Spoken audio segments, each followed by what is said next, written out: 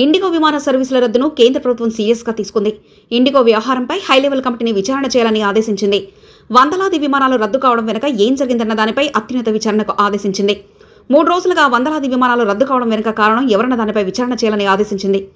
గత 3 రోజుల నుంచి వందల సంఖ్యలో విమానాలు రద్దు కావడంతో ప్రయాణికులు తీవ్ర ఇబ్బందులు పడ్డారు. అయితే దీనికి కారణం ఎవరన్నది తేల్చాలని కేంద్ర ప్రభుత్వం నిర్ణయించింది. ఇండిగో సంక్షోభానికి కారకులైన వారిని కఠినంగా శిక్షిస్తామని కూడా కేంద్ర ప్రభుత్వం తెలిపింది. రద్దయిన విమానాలకు సంబంధించి ప్రయాణికులకు పూర్తి స్థాయిలో రిఫండ్ చేయాలని కేంద్ర ప్రభుత్వం ఆదేశించింది. ఇప్పటికే డీజీసీఏ నోటీసులు కూడా జారీ చేసింది. ఎఫ్డీటీఎల్ నిబంధనలను సవరించడం సాధ్యం కాదని కేంద్ర ప్రభుత్వం తేల్చి చెప్పింది. డీజీసీఏ ఇచ్చిన ఉత్తర్వులను రద్దు చేసింది. ఇండిగో సేవల రద్దుపై కంట్రోల్ రూమ్ ఏర్పాటు చేయాలని నిర్ణయించింది. ప్రయాణికుల భద్రతే ముఖ్యమని కేంద్ర ప్రభుత్వం వివరించింది. ప్రయాణికులకు వసతి కల్పించాల్సి ఉన్నా ఎందుకు కల్పించలేదని ప్రశ్నించింది.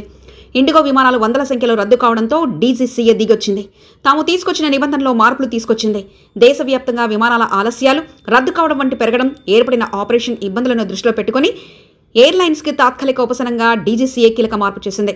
వారాంత విశ్రాంతిని లీవ్లో మార్చకూడదని చెప్పిన పూర్వాదేశాన్ని శుక్రవారం నుంచి రద్దు చేసినట్లు సంస్థ తాజాగా విడుదల చేసిన ఉత్తర్వులో తెలిపింది. ఎయిర్లైన్స్ సంస్థల నుంచి వచ్చిన అనేక ప్రతినిధుల విజ్ఞప్తులపై ఈ నిర్ణయం తీసుకున్నట్లు డీజీసీఏ తెలిపింది. అయితే కేంద్ర ప్రభుత్వం మాత్రం డీజీసీఏ ఉత్తర్వులను రద్దు చేస్తూ నిర్ణయం తీసుకుంది. దేశవ్యాప్తంగా 2300 విమానాలను నడుపుతున్న ఇండిగో సంస్థ ఇటువంటి నిర్ణయం తీసుకోవడం వెనుక ఎవరన్నారన్నారనపై దానిపై కూడా కేంద్ర ప్రభుత్వం విచారణకు ఆదేశించింది. ఇండిగో విమాన సర్వీసుల రద్దులో డీజీసీఏ దిగి వచ్చింది. తాము తీసుకొచ్చిన నిబంధనలో మార్పులు తీసుకొచ్చింది. దేశవ్యాప్తంగా విమానాల ఆలస్యాలు, రద్దు కావడం వంటివి పెరగడంతో ఏర్పడిన ఆపరేషన్ ఇబ్బందులను దృష్టిలో పెట్టుకుని ఎయిర్లైన్స్కు తాత్కాలిక ఉపశమనంగా డీజీసీఏ కీలక మార్పులు చేసింది. వారాంతర విశ్రాంతి లీవ్లో మార్చకూడదని చేసిన పూర్వాదేశాన్ని శుక్రవారం నుండి రద్దు చేసినట్లు సంస్థ తాజాగా విడుదల చేసిన ఉత్తర్వులో తెలిపింది.